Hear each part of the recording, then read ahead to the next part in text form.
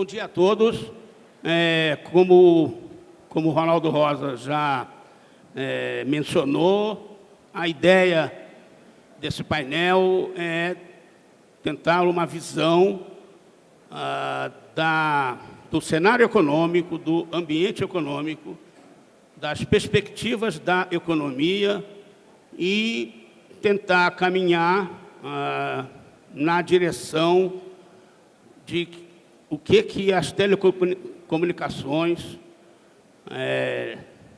podem desenvolver, como elas podem se desenvolver e contribuir para a economia do país dentro desse cenário. Então, a ideia é passear um pouco pelas perspectivas da economia, curto prazo, seria melhor a gente até ir um pouquinho para o médio prazo, né, que é onde os economistas se saem melhor. Eles erram muito no curto prazo, são melhores no longo prazo, porque também até lá não sabemos quantos vão poder conferir as previsões, e avançar, então, na parte que cabe às telecomunicações nesse latifúndio. Então, eu vou chamar aqui, pela ordem alfabética, os debatedores. Alan Fischler, que é chefe da área de infraestrutura, de tecnologia de informação e comunicação do BNDES.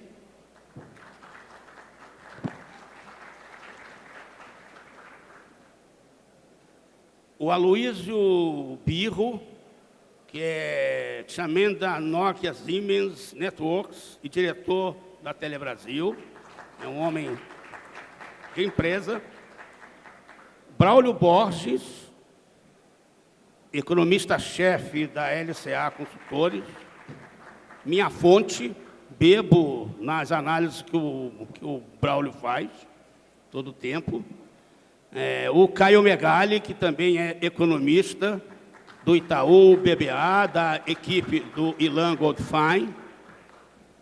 Carlos Sequeira, que é o head do negócio complicado aqui, Latam, TMT and Brazil Strategy, do BTG Pontual Equity, isso que é importante. E o Valder Nogueira, analista de telecomunicações do Banco Santander.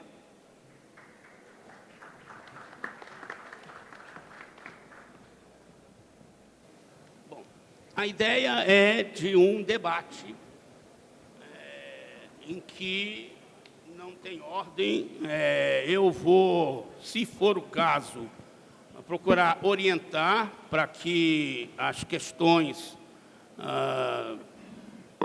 objetivo desse painel possam ser respondidas.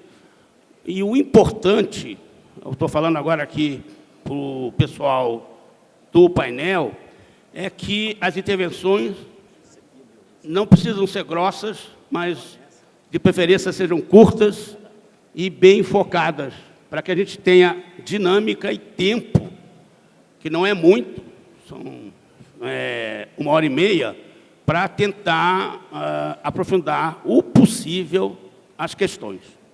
Então, eu vou começar pedindo aos economistas que trabalham com conjuntura econômica, o Braulio e o Caio, que façam, começar pelo Braulio, um rápido apanhado do que se pode prever, do que se pode esperar, as perspectivas da economia brasileira este ano e no próximo, digamos assim, o que está aparecendo, o que a gente deve esperar como cenário prospectivo da economia.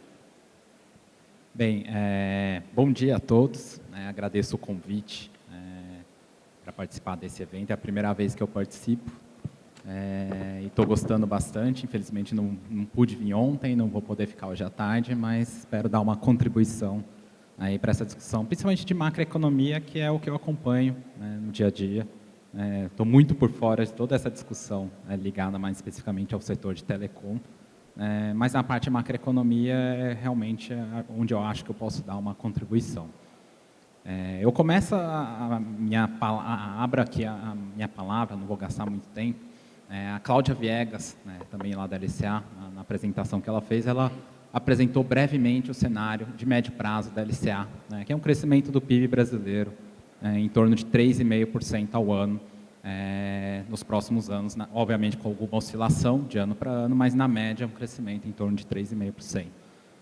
E hoje, na conjuntura atual, dizer que o Brasil vai crescer 3,5% ao ano soa uma projeção muito otimista perante a maioria dos agentes econômicos.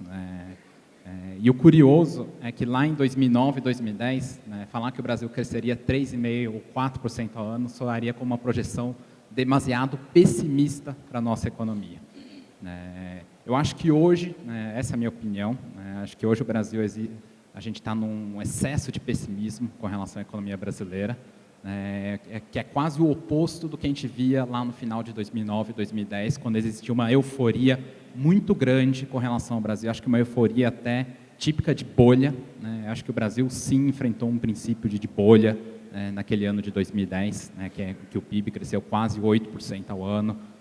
O crédito, os bancos concediam crédito sem muito critério, financiamento de automóvel, com 84 meses, sem entrada, com pessoas com score de crédito muito baixo. Então, parte dessa frustração de crescimento que a gente viu no Brasil em 2011 e, sobretudo, em 2012, foi reflexo, na minha opinião, desses excessos que foram cometidos lá em 2010. Tanto é que, se a gente esquece um pouco o ano que está mais recente, que é o ano de 2012, em que o Brasil cresceu só 0,9%, se a gente pega a média dos últimos 3 anos, o Brasil cresceu quase 4% ao ano, o número preciso é 3,7% ao ano, e o investimento, que foi a grande surpresa negativa no ano passado, que recuou 4% em relação a 2011, o investimento, tudo aquilo que as empresas aplicam em maquinário, equipamento e construção civil, na média desses 3 anos, na média de 2010, 11 e 12, cresceu 7% ao ano. Então, se eu esqueço um pouco, só o retrato mais recente, pego uma média dos últimos 3 anos, eu vejo que o desempenho da economia brasileira não foi tão ruim assim, como dá a sugerir quando a gente vê a discussão no momento atual. Então, eu realmente acho que existe um excesso de pessimismo alimentado, inclusive, por conta das incertezas lá fora e das incertezas aqui dentro também. O governo brasileiro, meio que de maneira desesperada, vendo essa desaceleração, essa frustração de crescimento de 2012, começou a tomar uma série de medidas, muitas dessas medidas até bem intencionadas, mas mal executadas, e a repercussão disso perante o mercado, os empresários, num primeiro momento foi ruim.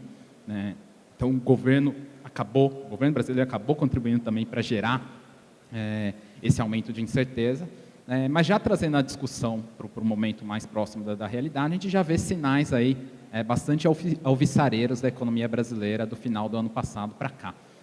Semana que vem a gente vai conhecer o resultado do PIB do primeiro trimestre, embora seja um dado retrovisor, é bem provável que esse número vai mostrar que o Brasil já no primeiro trimestre desse ano cresceu num ritmo anualizado aí em torno de 4% ao ano, e mais, com um investimento puxando o crescimento do PIB, que é algo que a gente já não via há uns 4 ou 5 trimestres consecutivos.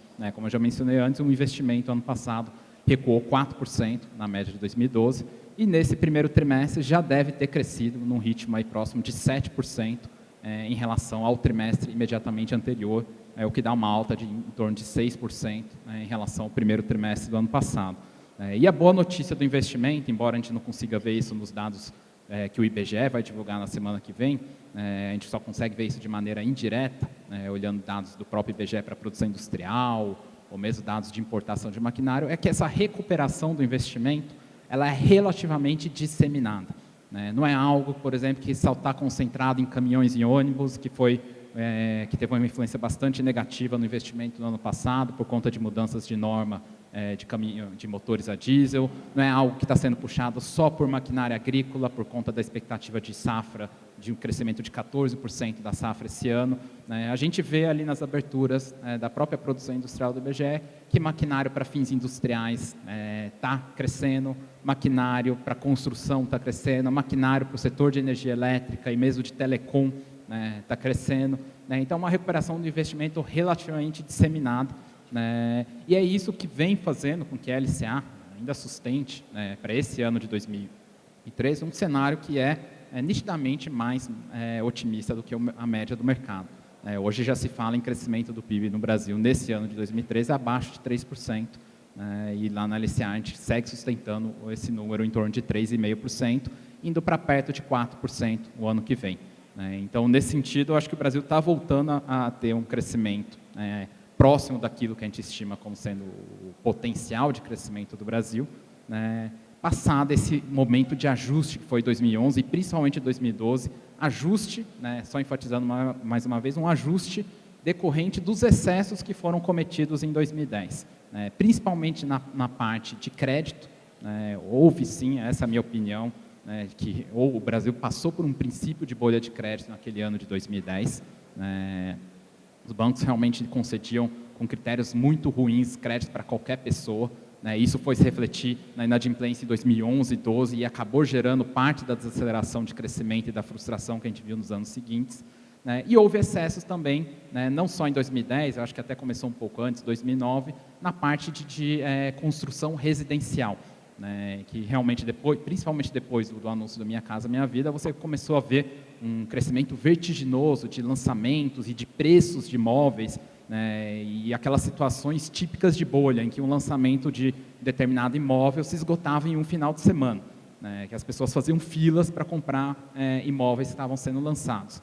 Então, nesse sentido, esses exageros de 2009 e 2010, inclusive é importante lembrar que esses exageros tinham como pano de fundo um excesso de otimismo também na economia internacional. Lá no começo de 2010, final de 2009, todo mundo achava que a crise internacional tinha sido superada, que os Estados Unidos ia decolar, que a Europa não era mais problema, que a China ia crescer 10% para sempre.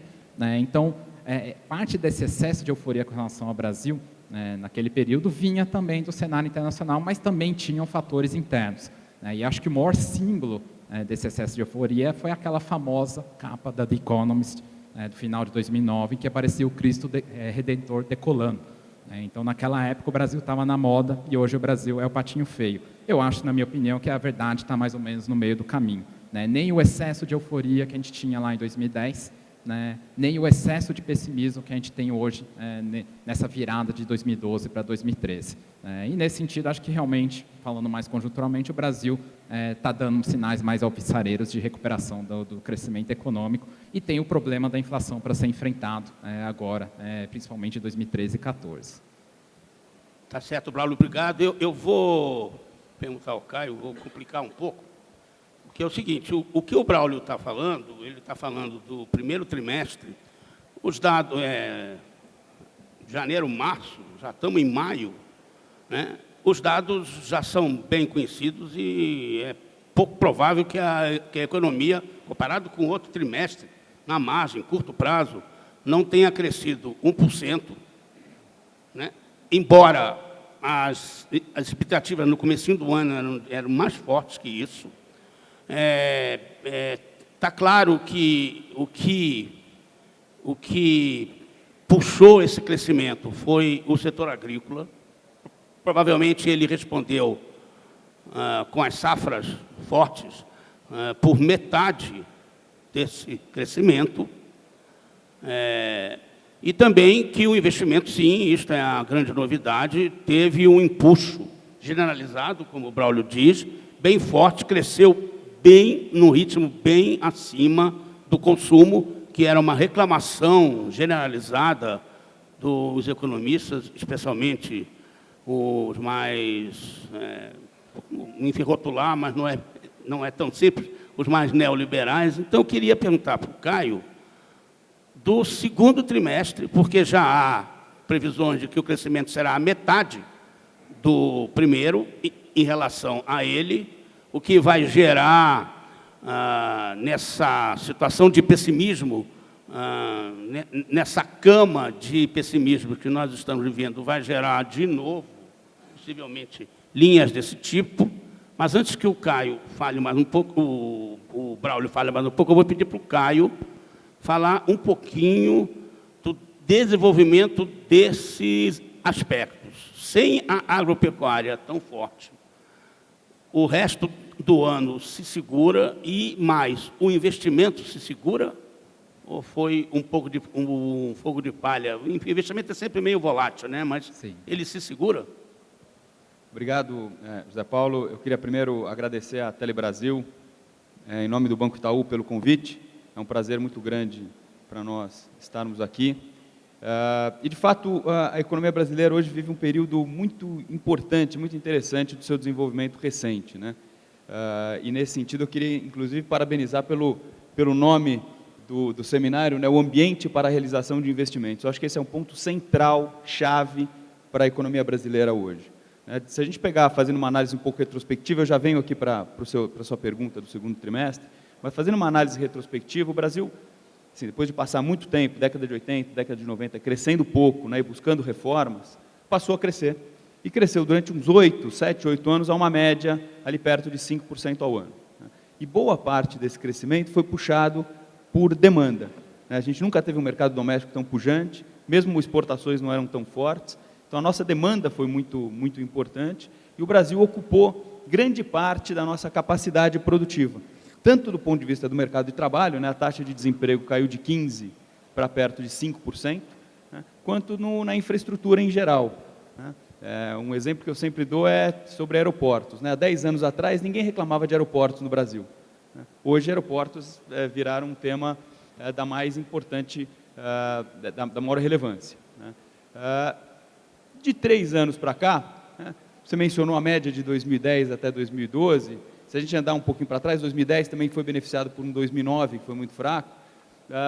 Se pegar os últimos 2 anos e mais a projeção média aí do mercado para 2013, a gente vê uma taxa de crescimento média mais perto do que a gente observou até 2004, tá certo? Ali perto de 2,5%, do que a gente observou naqueles anos exuberantes de crescimento perto de 5%.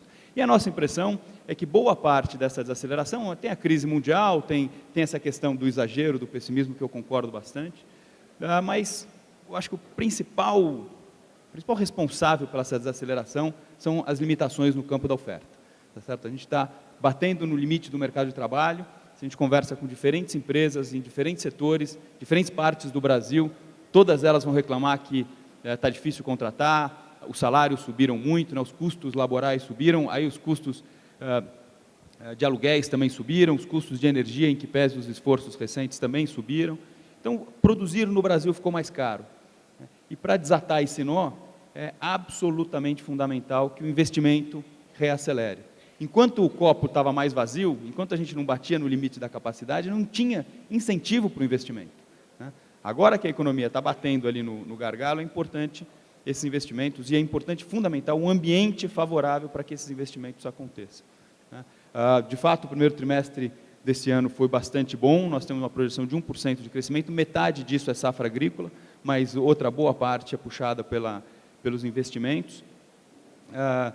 São investimentos mais espalhados, de fato, né? Muitos deles para compensar a falta de investimento do ano passado. Então, não necessariamente as pessoas estão ampliando a capacidade produtiva, muitas vezes estão modernizando a capacidade que já existe, mas é sempre um bom sinal. O que nos preocupa um pouco na margem é que, embora a economia esteja recuperando, embora o investimento esteja recuperando, a confiança do empresário, medida pelas pesquisas da Fundação Getúlio Vargas, da Confederação Nacional da Indústria, ainda mostram níveis relativamente baixos. Ou seja, apesar da retomada, apesar dos estímulos de política econômica, a maioria deles na direção certa, né, menores impostos, menores taxas de juros, o empresário ainda parece não completamente confiante em investir. Parece que falta alguma coisa no ambiente de investimento, né, para destravar definitivamente aquela coisa importante que é o tal do espírito animal do empresário, que vai investir mais, ampliar a capacidade produtiva e fazer com que o país volte a crescer. Tem iniciativas interessantes, que são aquelas o programa de parcerias público-privadas, todas as concessões, isso é muito importante. Nós temos muita confiança de que isso vai acontecer. A gente assessora muitas empresas desses segmentos e todas elas têm um interesse muito grande em investir no Brasil. Há muito espaço para financiamento do BNDES, dos bancos privados e públicos. Acho que tem tudo para acontecer e nós somos otimistas com isso. Não temos uma projeção de 3,5%, mas temos uma projeção de 3% de crescimento médio para os próximos anos, que é um bom crescimento, né? Especialmente para um país grande e diversificado como o Brasil. Mais especificamente na sua pergunta, a nossa projeção para o PIB do segundo trimestre é 0,7%. E a média do crescimento dos trimestres seguintes por volta de 0,7%. Então, talvez não se repita 1% do primeiro trimestre, tem pedaço de safra agrícola que eu mencionei, tem a questão dos caminhões, né, que é mais forte no primeiro trimestre, mas a gente vê uma sustentabilidade ao longo do tempo, a um ritmo um pouquinho mais calmo. A nossa projeção é um pouquinho abaixo de 3%, é 2,8% para esse ano, mas acelera para 3,3% no ano que vem, principalmente porque a gente acredita que, conforme essas concessões vão saindo, a confiança vai melhorando, né, e o ano que vem tem Copa do Mundo, que também ajuda a movimentar a economia.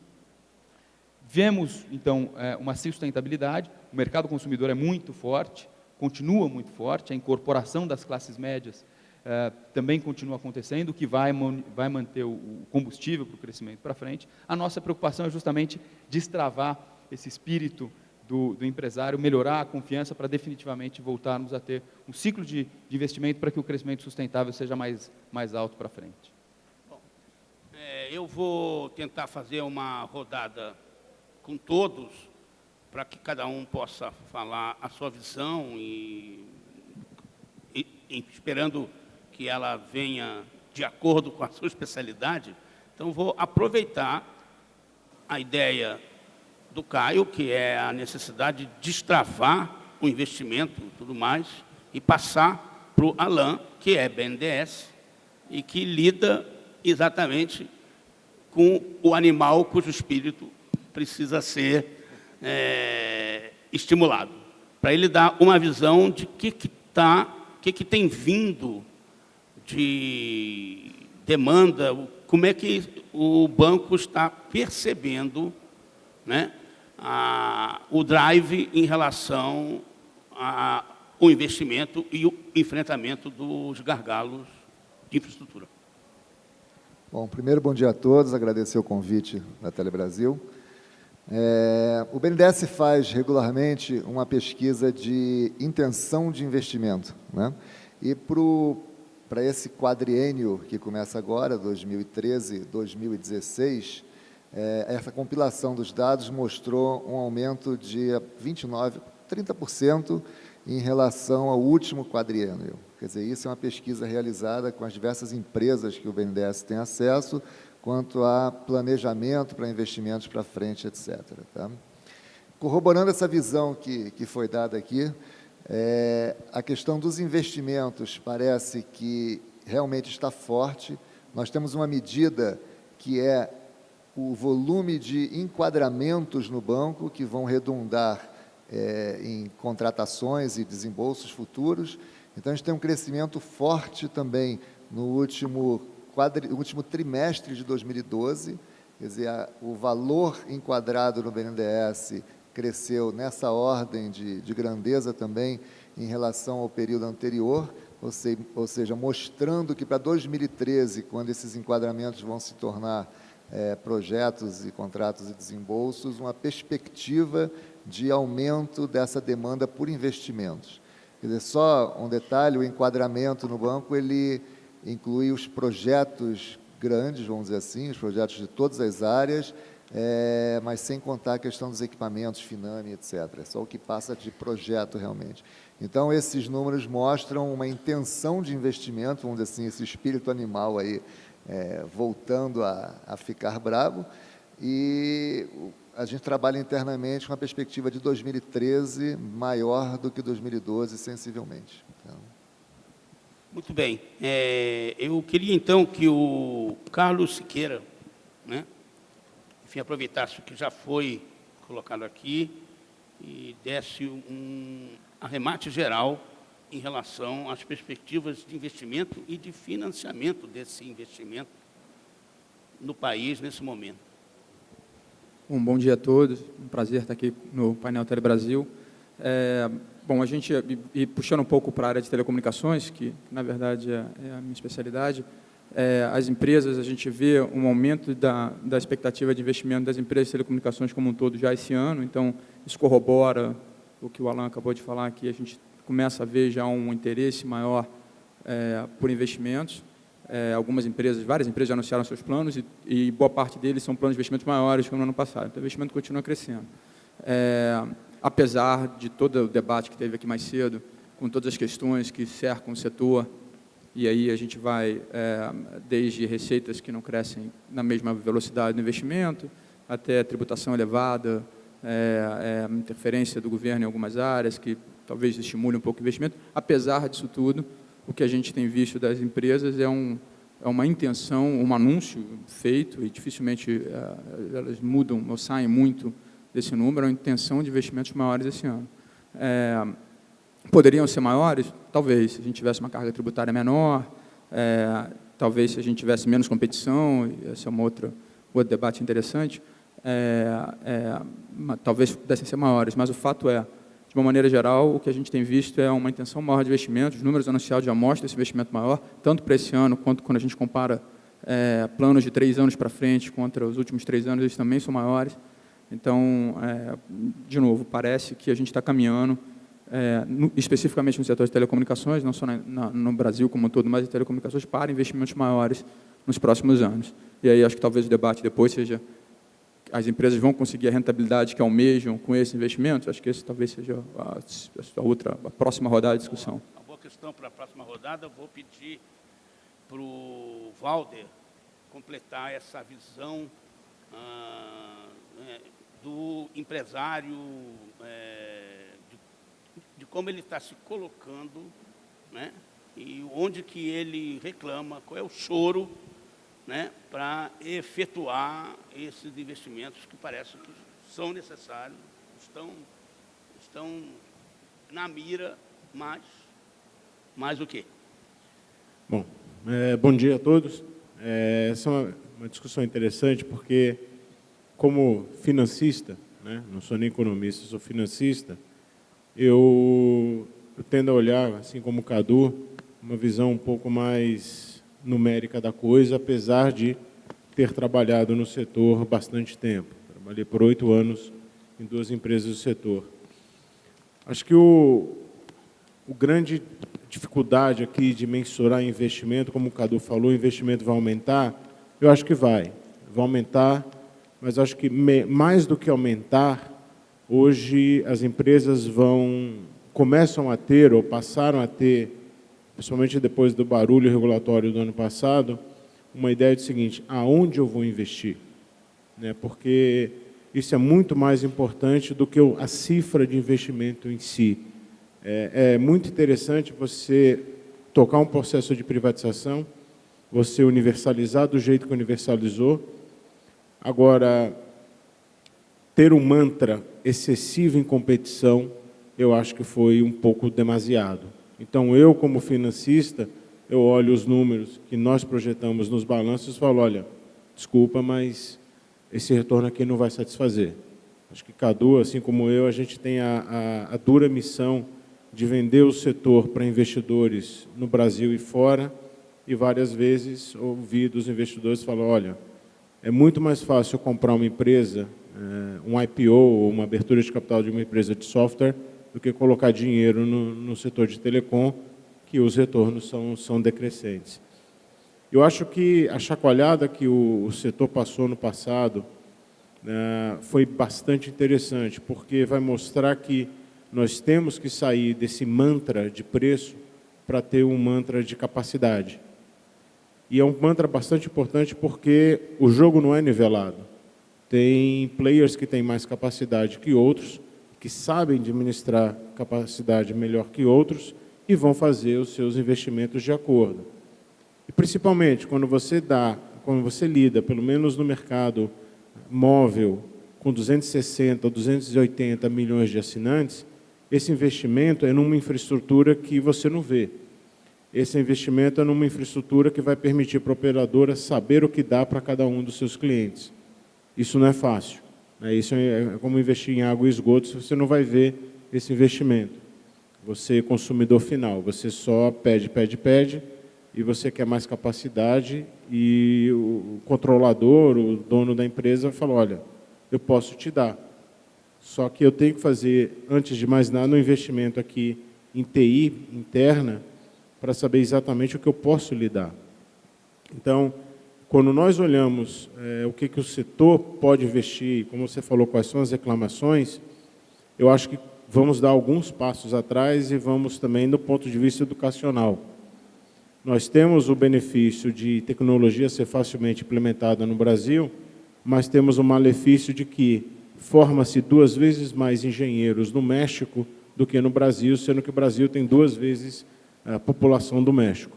Nada contra México, nada contra o Brasil, mas e como é que isso pega?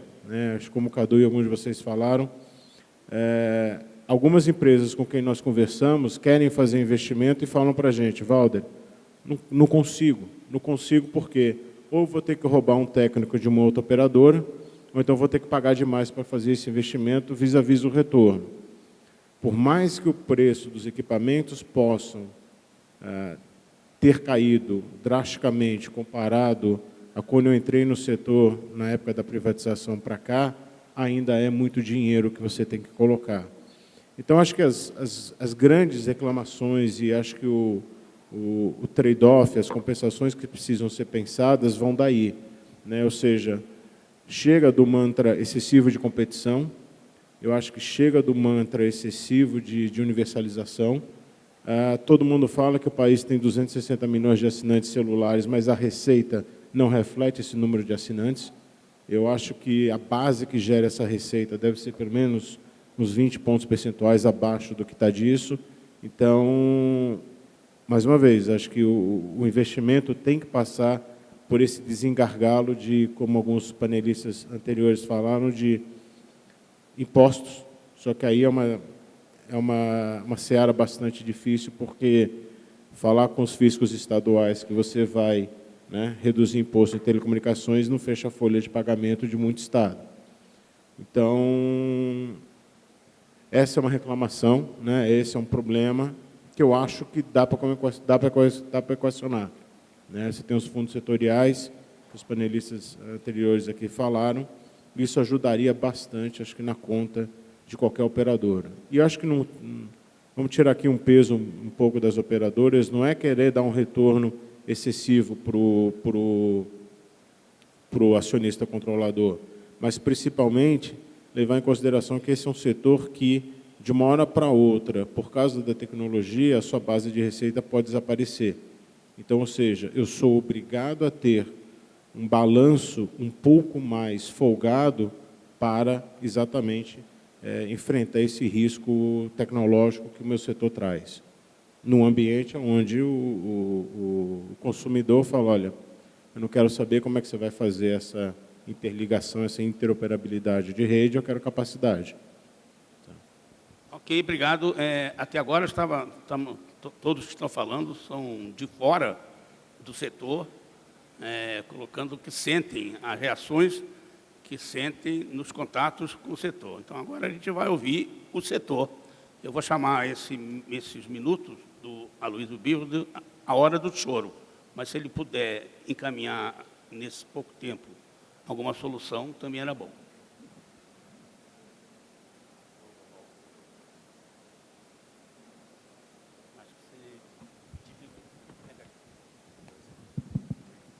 Bom, mais uma vez, obrigado pelo convite para participar desse painel.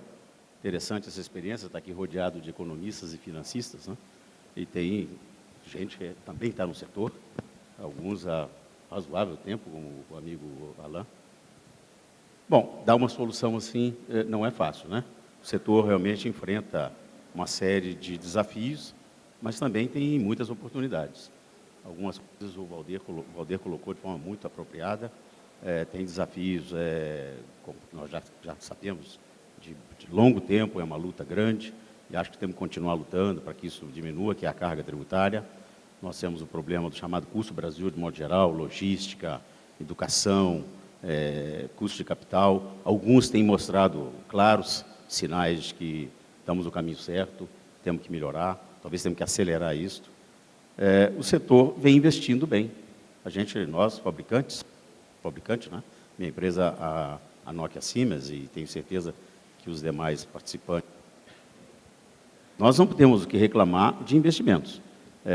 Achamos que tem que investir mais por força do forte crescimento de tráfego que as redes experimentam, não só no Brasil, no mundo inteiro, mas temos que admitir que, por exemplo, há 3 anos atrás, o capex das operadoras do Brasil era algo da ordem de 18 bilhões de reais, e o ano passado bateu em 25,3. Isso é um crescimento admirável, de quase 50% em 3 anos. Alguém vai dizer, pô, mas isso não está sendo suficiente. Não está sendo suficiente porque o tráfego está explodindo. Por outro lado, um outro grande desafio que o setor tem é que o tráfego está explodindo, mas como o Valdir também colocou muito bem, o faturamento não está acompanhando.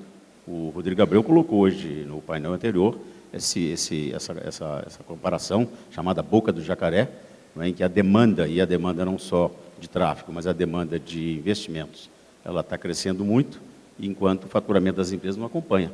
Nós temos um marco médio no Brasil que é da ordem de R$20, R$21, $10. Não é? A média mundial é muito superior a isso. Nós temos outro indicador, que é muito importante para as operadoras, que é o chamado MOU, Minutes of Use, o tráfego que elas geram, baixíssimo.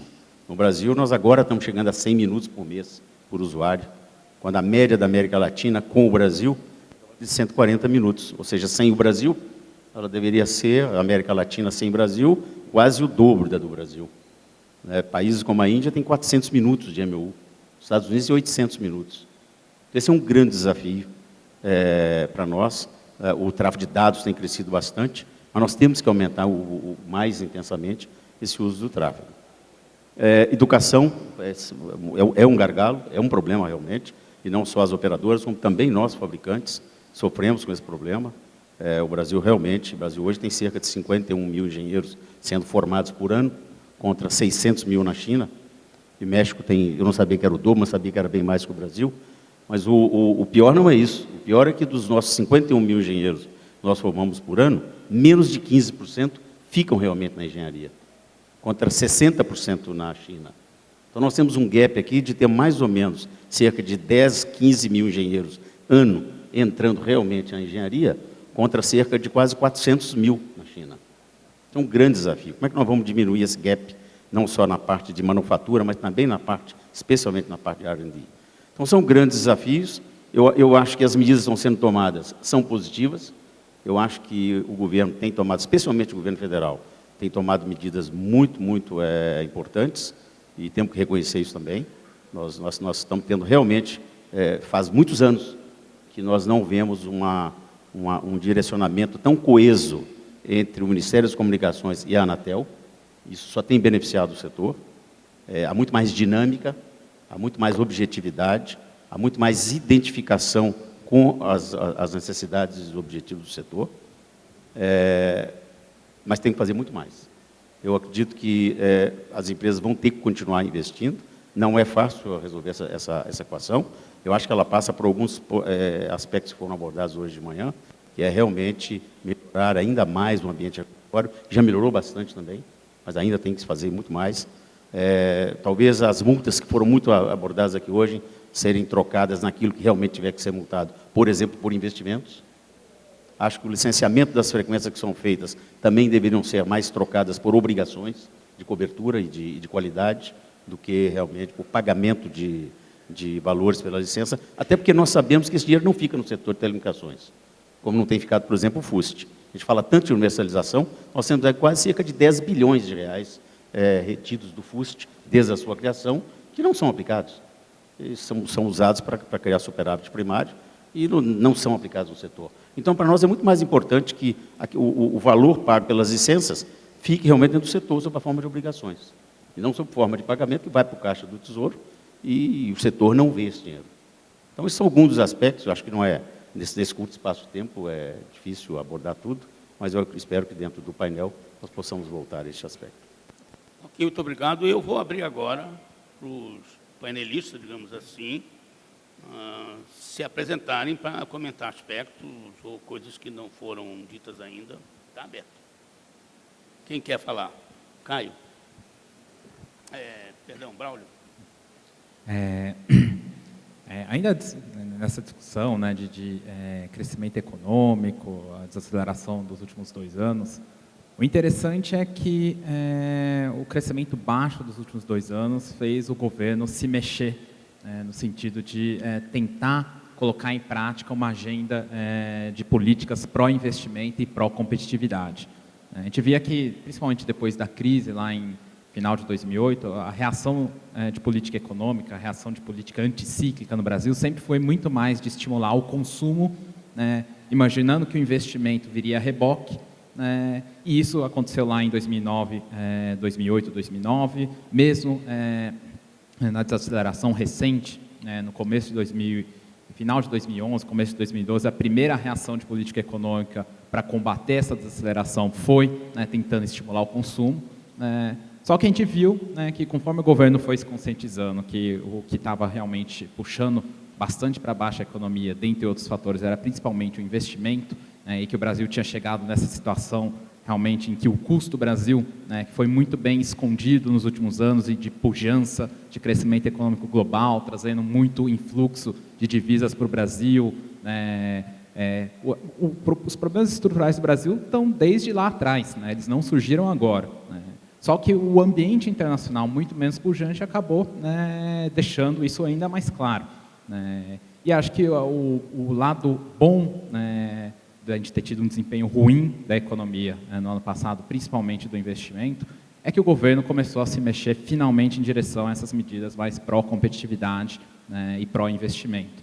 Eu não vou fazer uma lista de todas elas aqui, mas eu destaco aí, dentre elas, essa retomada da agenda de concessões de setores de infraestrutura, embora esteja atrasado, eu acho que até um atraso por um bom motivo. O governo está ouvindo o setor privado e não querendo empurrar goela abaixo uma taxa de retorno muito baixa. Então, a gente sabe que esses processos de concessões, ainda mais do tamanho que foi anunciado pelo governo, na parte de portos, rodovias, ferrovias, aeroportos, isso realmente leva tempo, mas o fato de eu ter voltado a discutir essa agenda que ficou paralisada aí durante muito tempo no Brasil já é um avanço. Além disso, essas iniciativas de desoneração da folha são muito bem-vindas, até mesmo porque o custo da mão de obra se tornou um problema cada vez maior, não só para o setor de telecom, mas eu diria que para quase todos os setores da economia brasileira. Então, essa iniciativa de desonerar folha, que hoje já chegou, se não me engano, a quase 50 setores da economia, também é importante.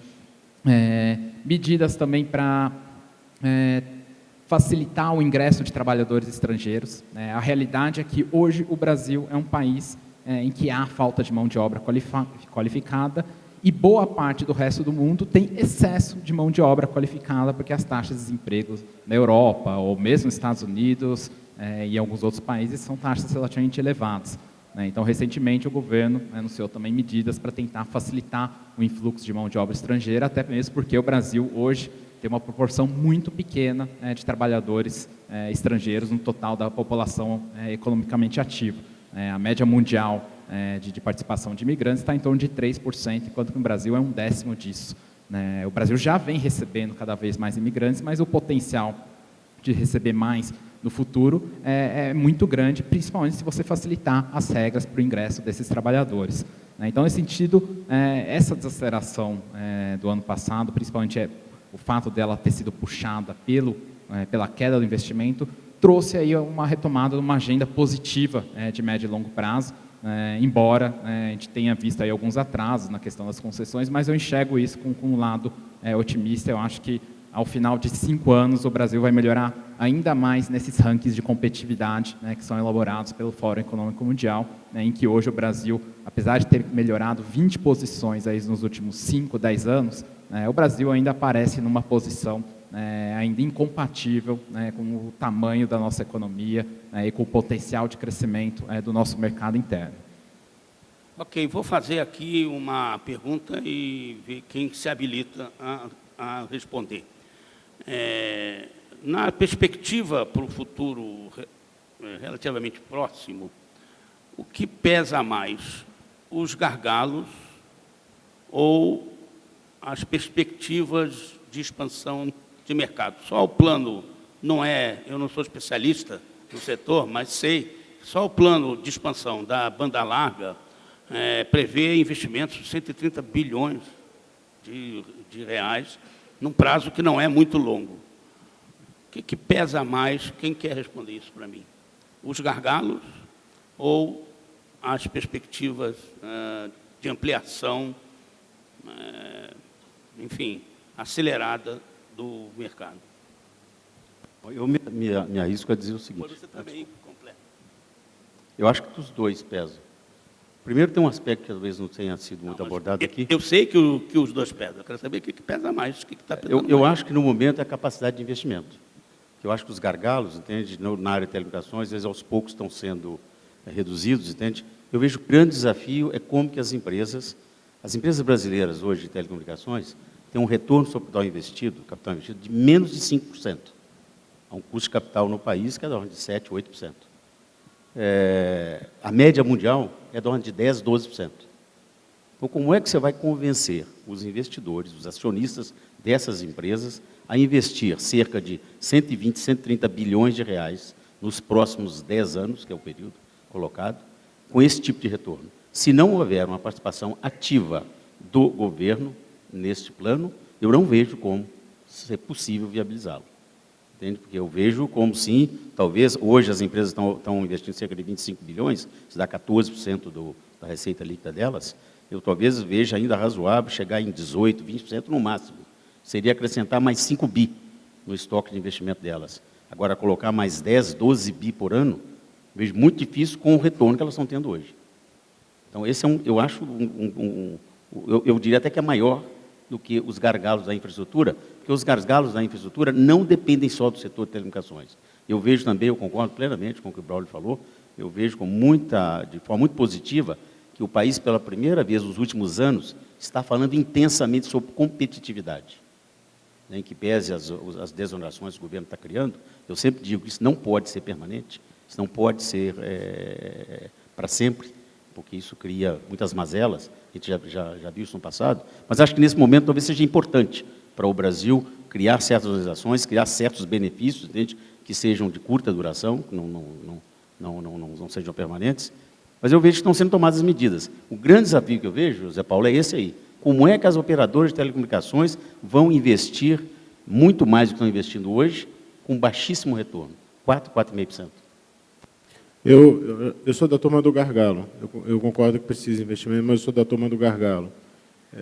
Eu acho que o problema é gargalo, sim. Eu vou dar por um exemplo que nós analisamos, eu e Cadu, quase todo dia, o exemplo do México, por exemplo, né? O novo governo do México tomou o poder agora e colocou na rua um plano chamado Pacto por México. E esse Pacto por México o governo conseguiu, ou até agora conseguiu, um alinhamento político muito forte para colocar essas reformas para frente. São reformas que tocam 90 itens da economia mexicana que visam aumentar a competitividade da economia mexicana. E esse plano ele vai desde a reforma do sistema financeiro, a reforma do sistema de energia no México, que é algo politicamente bastante delicado, do fiscal e do setor de telecom. O setor de telecom, claro, há controvérsias aqui em relação ao que se pode mexer ou não, mas é um plano onde essas 90 medidas precisam todas andarem para tudo dar certo. Não adianta você mexer num ponto se você não consegue complementar com o outro. Por exemplo, no setor de telecom lá, existe um mantra que nós tínhamos, ou ainda temos até aqui, de querer fomentar a competição a qualquer preço, de querer fomentar preço para baixo. Isso funciona, até no ponto onde você bate no gargalo de infraestrutura, como você bem colocou. Então, a gente fala, né, sorrir com dente é fácil, difícil é sorrir banguela, né? Quando você tem capacidade disponível, como você tem nos Estados Unidos, e como você ainda tem no México, você pode até tentar fomentar a competição. Mas, se eu sou uma América Móvel da vida e eu olho o que está acontecendo no México, eu falo, por que eu vou continuar a investir nesse setor se o governo está querendo uma competição demais? Qual é a contrapartida aqui que eu vou ter? Então, eu acho que o problema de gargalo aqui no Brasil, ele também tem que se mirar nesse exemplo do México, claro, evitando alguns excessos, e ver exatamente o seguinte: como é que eu consigo destravar isso tudo, desengargalar isso tudo, levando em consideração que eu também preciso reforma fiscal, eu preciso, né, reforma do setor de telecom, porque falamos bastante aqui de mercado consumidor, mas a gente não fala tanto de mercado corporativo, né? Ou seja, toda a reforma de TI do mercado corporativo está correndo, as empresas estão investindo bastante e a gente continua nesses debates muito focado no mercado consumidor.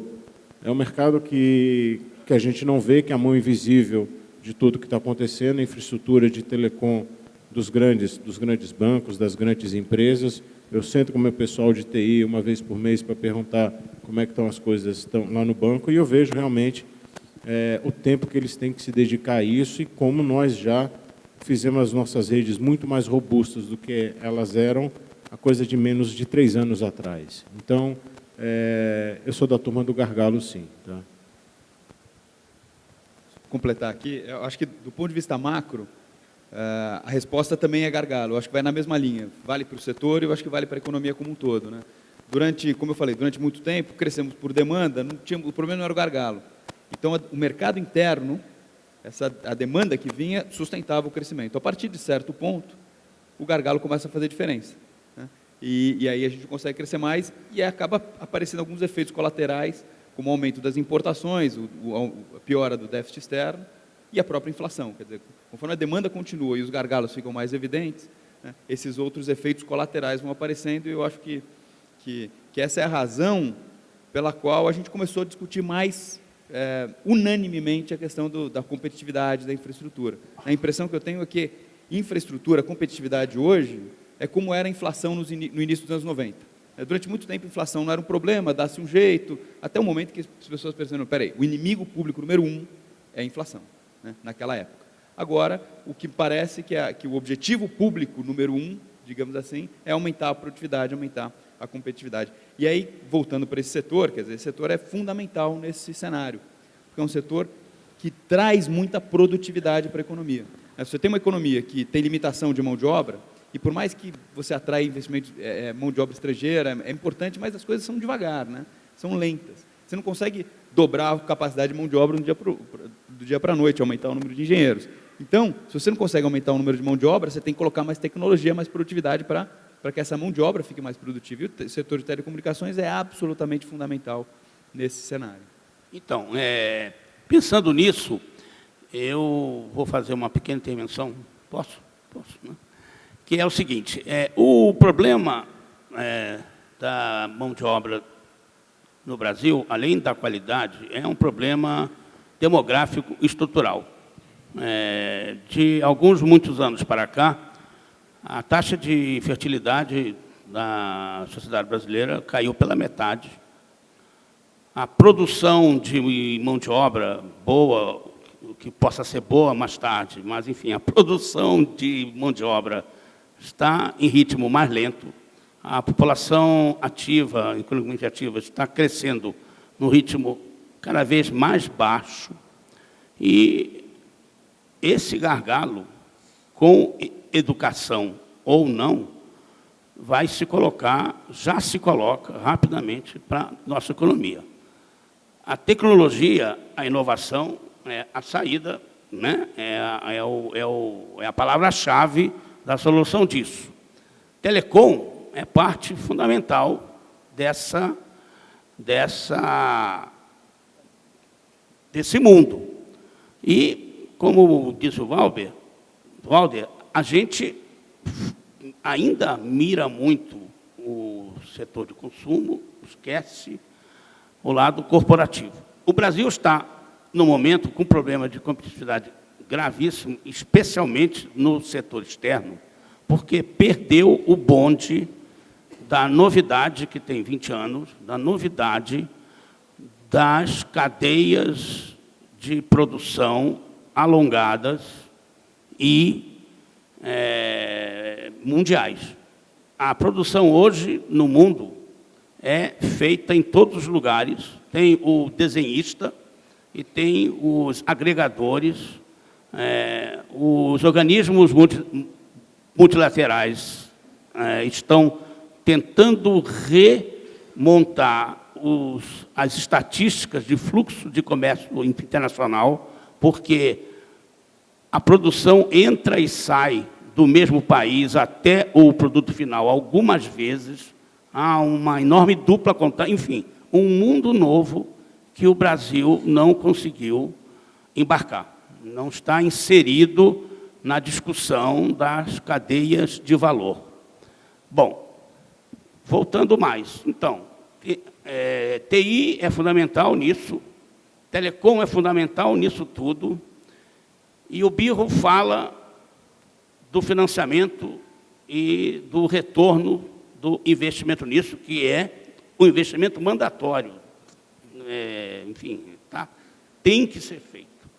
Alain, como é que resolve isso? O mercado de capitais brasileiro, ainda que não consegue alavancar produtos de financiamento de longo prazo privados, vai oferecer essa oportunidade?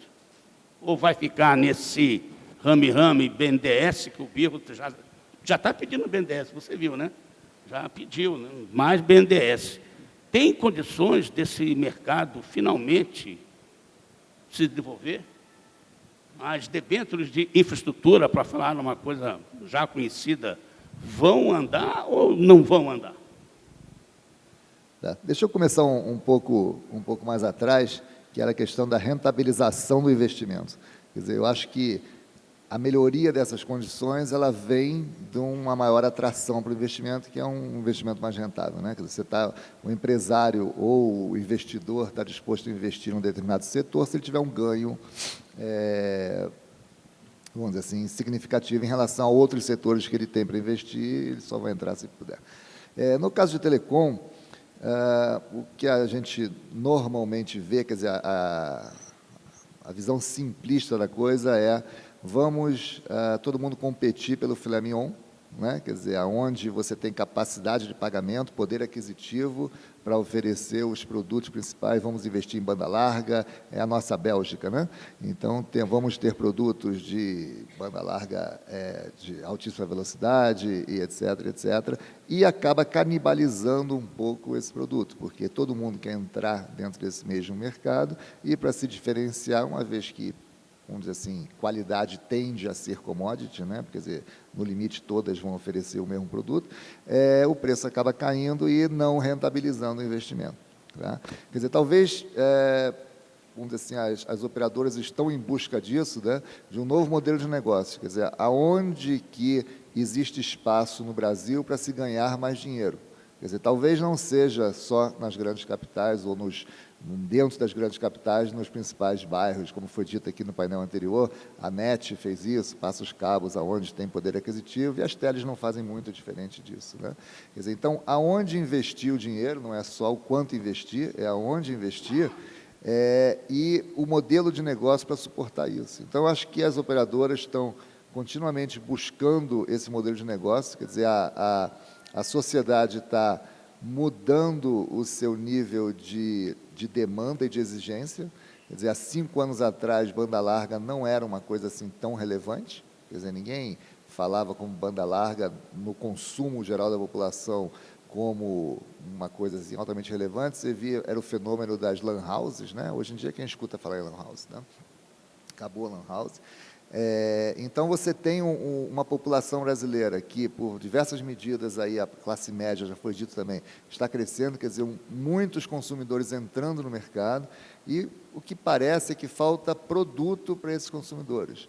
Quer dizer, falta você conseguir atingir vamos dizer assim, o desejo desses consumidores, e eu acho que, por parte dos consumidores, uma percepção de valor que os faça pagar por esse serviço. Porque, hoje em dia, a impressão que tem é que a disposição de pagar por esse serviço é muito baixa, e aceita-se qualquer qualidade. Eu acho que, com o amadurecimento da população, da sociedade, você começa a diferenciar um pouco a questão da qualidade, a questão do serviço, e começa a pagar um pouco mais para ter uma percepção de qualidade. Então, esse equilíbrio entre qualidade e disposição de pagar, isso a gente viveu no mundo internet uns anos atrás, questão de conteúdo. Vai ser o motor da economia vai ser conteúdo e as pessoas vão pagar por esse conteúdo. E aqui no Brasil não adianta, as pessoas não pagam. Você tem o fenômeno dos jornais no exterior passando por isso, agora melhorando, mídia via internet, via jornal. Quer dizer, na internet as pessoas não estão dispostas a pagar ainda, vamos dizer assim, o valor que quem está colocando aquela informação acha que tem, né? Então, existe um descompasso. Então, eu acho que a tendência é que essas duas coisas se aproximem. A disposição da população pagar por um serviço de melhor qualidade, não para aquele que está entrando no mercado de consumo agora. Para esse que não tem nada, qualquer coisa é bom, né? Porque é muito mais do que ele tem. Para aquele que já tem alguma coisa, eu acho que com o produto certo, com a diferenciação correta, você começa a conseguir que ele perceba valor nisso e pague. Então, eu acho que o desafio do setor de telecomunicações hoje é encontrar essa equação. Quer dizer, mais do que o quanto investir, quer dizer, aonde investir e fazer o consumidor perceber o valor daquilo e pagar. Obviamente, você tem o limite da capacidade de pagamento, o crescimento do país, etc. Mas o Brasil é o terceiro ou quarto mercado em televisões no mundo, o terceiro ou quarto mercado em computadores no mundo, o terceiro ou quarto mercado em aparelhos, acho que mais que isso, em aparelhos celulares, são quase 100 milhões de aparelhos celulares por mês. Um mercado super incipiente em smartphones, quer dizer, a percentual de smartphones no Brasil é muito pequeno. Quer dizer, existe vamos dizer assim, uma série de novos serviços entrando, M2M, enfim, tudo baseado em banda larga. O desafio das operadoras vai ser migrar o modelo de negócios de voz para banda larga, uma coisa que vai acontecer gradativamente, e nisso vão surgir uma série de oportunidades. A questão é conseguir. Eu queria pedir para o Carlos tentar resolver esse impasse aqui. Queria pedir para o Carlos, desculpem, tentar, que eu fiquei mais animado, mais empolgado aqui, resolver esse impasse aqui, esse paradoxo, talvez, entre um enorme vislumbre de oportunidade de investimento, né, contra o freio do retorno, né, e também das dificuldades de acesso ao investimento em níveis adequados. Legal. Só isso que eu queria que você fizesse. Só resolver, né? E bem rápido, se você puder. Rápido, Nós tá estamos bom. chegando. Então, mas antes de começar a resolver, eu acho que uma coisa interessante, seguindo a linha do que a Alain mencionou, hoje, e isso é muito interessante, né, a gente tem mais de 5 mil cidades no Brasil, mas só existe competição em serviço de banda larga em 227 cidades. Quer dizer, uma pequena fração das mais 5 mil cidades brasileiras tem, de fato, competição. A penetração de banda larga no Brasil é baixa, é 35%, mas se for olhar nas cidades onde não há competição, a penetração é só 15%. Então, talvez, e certamente há uma enorme oportunidade de investimento em cidades onde a competição hoje não existe, ou cidades menores, enfim, de escala menor. Também acho que é interessante e relevante comentar, na nossa visão, na visão do banco, acho que os outros bancos concordam, há dinheiro hoje para investimento, existe dinheiro disponível para investimento. Talvez os prazos do BNDES sejam talvez mais longos e em condições mais atraentes, mas os bancos têm capital hoje para investir em diversos formatos. Até assim, hoje é uma onda de investimentos em fundos de private equity, né, investimentos de equity mesmo, em empresas com prazo mais longo. Todos nós temos fundos de infraestrutura procurando bons projetos para investir. Então, de novo, o problema não é disponibilidade de capital, talvez o problema seja achar os projetos que tenham retornos que justifiquem a alocação e investimento. E aí eu vou chamar aqui, levantar de novo um ponto que o Valder já tocou antes, e que é a questão é quase um palavrão, né, falar sobre diminuir competição, né? Todo mundo fala assim, vamos competir mais, vamos zambando as redes de última milha, e vamos com tudo, preço para baixo e tal. Mas vamos lá, alguém tem que fazer o investimento lá atrás, né? Então, É uma discussão que, enfim, as operadoras acho que nem gostam muito de trazer, porque o governo quer mais competição, né, os consumidores querem mais competição. Mas acho que é um tema interessante. Será que a gente precisa de mais competição hoje? Esse é a necessidade número 1. Os preços são relativamente, têm caído, e o problema, na verdade, é a capacidade, é investimento, não competição. Se a gente investir mais, a gente vai ter mais serviço para atender essa demanda enorme. Então, enfim, eu deixo essa questão aí. Paulo, Zé Paulo, Olha, só para... Como? Sim. Só pegar o gancho do que o Cadu falou, é incrível. Acho que tanto o Cadu quanto eu, a gente roda o mundo conversando com investidores, como o Cadu falou, dinheiro está sobrando, literalmente está sobrando. Quando a gente vai para a Austrália conversar com fundos de infraestrutura e o cara prefere comprar ações de empresas de concessão de rodovia a comprar ações de empresas de telecom, você fala, realmente, né, tem alguma coisa errada.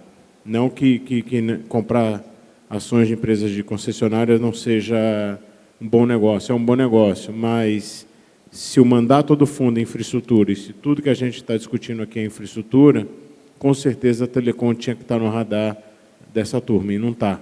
Então, você perguntou, há dinheiro para o mercado de capitais financiar esses investimentos?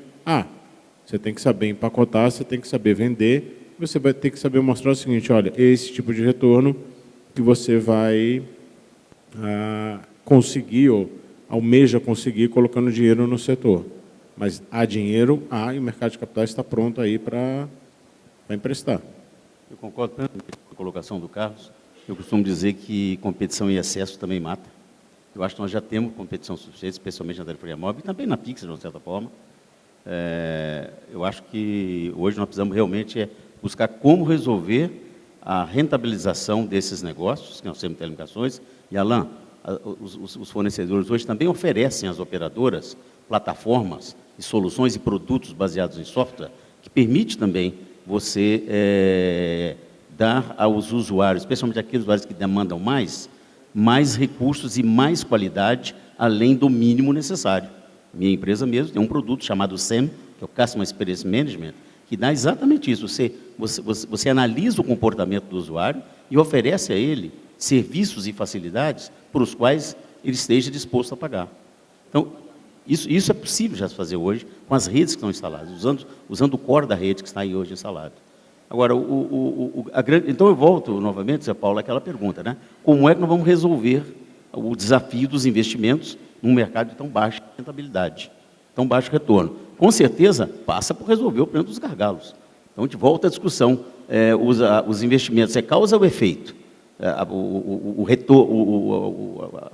A coragem, né, esse espírito animal de investir mais ainda em telecomunicações, com certeza vai depender de resolver boa parte daqueles gargalos que afetam diretamente o setor de telecomunicações.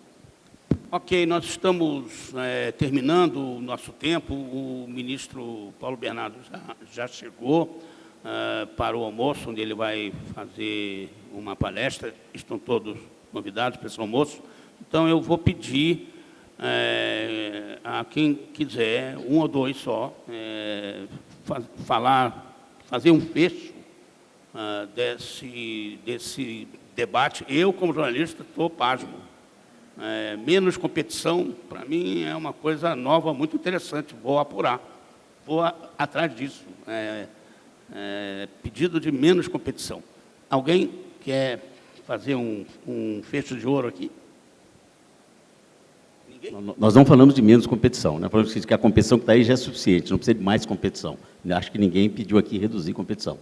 Eu gostaria de só completar dizendo o seguinte, é um setor maravilhoso, fascinante, fundamental para a economia do país, fundamental para reduzir o fosso social e econômico que nós temos nesse país. Temos muitos desafios, mas também temos muitas oportunidades. Nós somos confiantes que as medidas estão sendo tomadas, algumas têm que ser tomadas de forma muito mais rápida, mas eu acho que, no modo geral, acho que o panorama é positivo, desde que nós realmente tenhamos coragem para atacar problemas hoje crônicos e estruturais desse país, que não dependem só do setor de telecomunicações. Queria, então, completar aqui agradecendo de novo o convite e, de fato, a história da não competitividade ou competitividade limitada, né, chama atenção, é interessante mesmo, porque a gente pensa muito de um lado, mas fala, peraí, precisa do investimento, precisa do retorno, né? Precisa combinar com os russos, né? Como se falavam antes. Isso é uma coisa importante. E quero só endossar que, de fato, em termos de financiamento, mercado de capitais, existe muito interesse, muita demanda, de novo, dos bancos privados, eu posso falar em nome do Itaú, também dos bancos públicos, ou seja, existem oportunidades, existem os recursos, só falta a coisa de fato acontecer. Falta amarrar lá para acontecer, de fato, uma coisa tão importante quanto a continuidade dos investimentos no país. Rapidinho. Tá, rapidinho. Eu queria só ressaltar que o setor tem pela frente uma série de grandes oportunidades, eu acho, de rentabilização, quer dizer, além da questão da voz e dados, quer dizer, dados abre uma série de possibilidades de outros tipos de serviços, tem o Smart Grid vendo aí na parte de energia, tem a parte de machine to machine, o brasileiro, ele é um entusiasta da utilização, vamos dizer assim, dos produtos de TI, redes sociais e outras coisas, parte de mobile payment que está sendo regulamentada agora, em um momento, vamos dizer assim, muito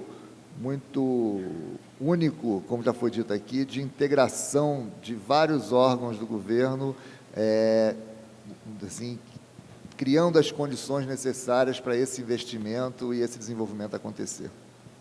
Ok, eu quero agradecer aos participantes desse painel. Eu, como um leigo na questão setorial, eu quero dizer que eu fiquei muito instigado pelo que eu ouvi aqui, pelo debate que se estabeleceu. Espero que todos tenham aproveitado, como eu aproveitei, esse período aqui de manhã. Quero renovar, então, o meu agradecimento pessoal. Espero ter funcionado bem como facilitador dessa conversa e renovar também o convite para o almoço com o ministro Paulo Bernardo. É isso, muito obrigado.